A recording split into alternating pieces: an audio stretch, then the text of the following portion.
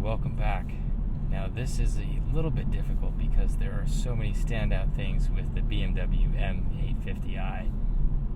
The moment you walk around it, the thing that stands out is the appearance. It has this massive presence as you're walking around it, and then you get into it and everything is so well laid out. It's so ergonomic.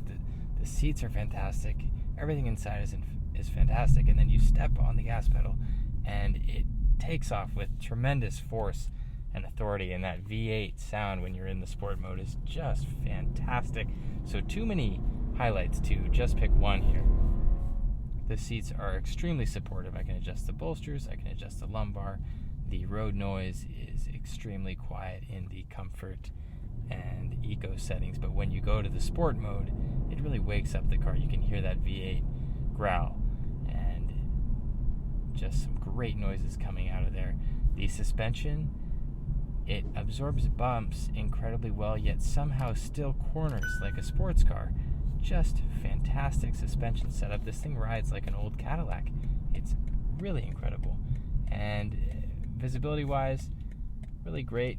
One of the great things about the visibility is the camera system that we showed you in the beginning when we were backing out of the space. It is super helpful in the parking lots.